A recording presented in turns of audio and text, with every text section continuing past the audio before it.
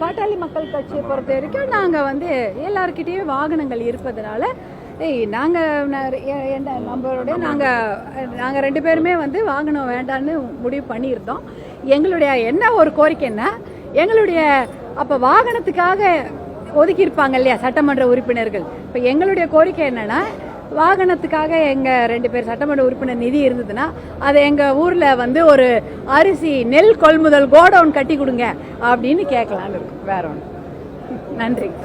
நன்றி.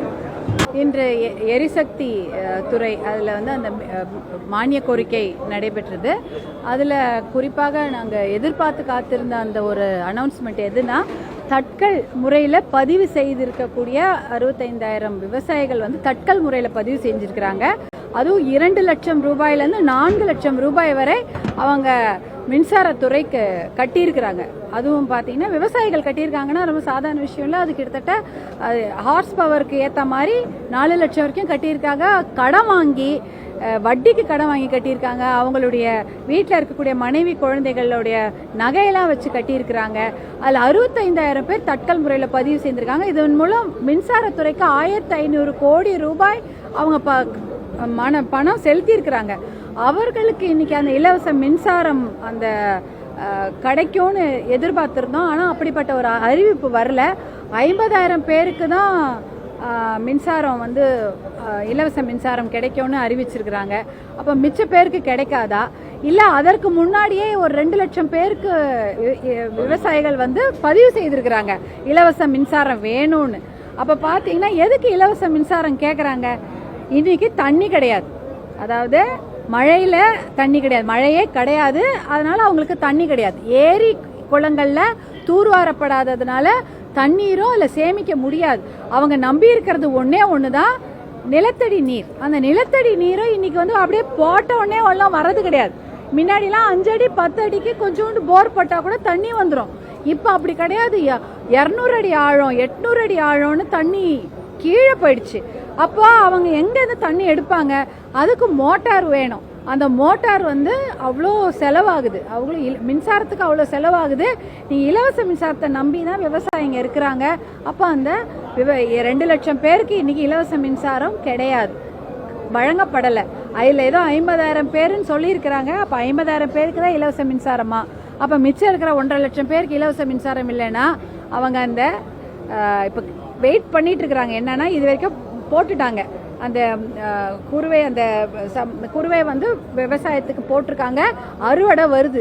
இன்னும் 15 நாளில் செப்டம்பர் 15 20 அறுவடை எடுக்க போகிறாங்க. அப்போ தண்ணிலாம் போட்டு அதுக்கான தண்ணிலாம் இருந்தால் தானங்க அறுவடைலாம் பண்ண முடியும். எதுவுமே இல்லாமல் எப்படி பண்ணுவாங்கன்னு தெரியல. இந்த ஒரு விஷயத்தை நாங்கள் எதிர்பார்த்து காத்திருந்தோம். எரிசக்தி துறை மூலம் இலவச மின்சாரம் கிடைக்கும்னு. அது கிடைக்காததுனால எப்படி விவசாயிங்க அந்த கடன் பிரச்சனையை ஈடுகட்ட போகிறாங்கன்றத பார்க்கணும். இது ஒரு பெரிய கேள்விக்குறி. அதுதான் எனக்கு கொஞ்சம் ஏமாற்றமாக இருந்த ஒரு அறிவிப்பு. அதே சமயம் பார்த்தீங்கன்னா மின்சாரத்துறையில் வந்து ஒரு வருஷமும் மின்சாரத்துக்கு ஏற்றுறாங்க. மின்சார கட்டணங்கிறது ஏறிக்கொண்டே தான் இருக்கிறது. அப்போ 1.5 லட்சம் கோடியாவது மின்சாரத்துறைக்கு வருமானம் வந்திருக்கணும். 10,000 கோடி தான் கடன் இருந்தது. அதாவது கடந்த வருடங்களில் 10,000 கோடி ரூபாய் கடன் இருந்தது. அப்போ 1.5 லட்சம் கோடி ரூபாய் வருமானம் வந்திருக்கணுமே. இன்னைக்கும் அதே 10,000 கோடி கடன் இருக்கிறதா அப்படின்ற விஷயங்களை நாங்கள் பார்த்துட்டு இருந்தோம். அது ஒன்று தான், அதையெல்லாம் நாங்கள் எதிர்பார்த்துட்டு இருந்தோம். சட்டமன்ற உறுப்பினர்கள் எல்லாம் வாகனம் கொடுக்கறது சர்ச்சையாகி கொண்டிருக்கிறதுல சட்டமன்ற உறுப்பினர் கூட பேசும்போது இல்லாதவர்களுக்கு கொடுக்கறதுல ஒன்றும் தப்பு இருக்காங்க. பாமகவில் இருக்கக்கூடிய சட்டமன்ற உறுப்பினர்கள் வாங்க தயாராகிறீங்களா இல்லை வேண்டாம் அது அப்படின்னு சொல்ல தயாராகீங்களா? ஒரு கட்சியோட நிலைப்பாடும் சொல்லியிருக்காங்க. பாமகோட நிலைப்பாடு அதில் என்ன? வாங்க நீங்கள் வாங்கி போறீங்களா இல்லையா? அதாவது சட்டமன்ற உறுப்பினருடைய விருப்பம் தான்.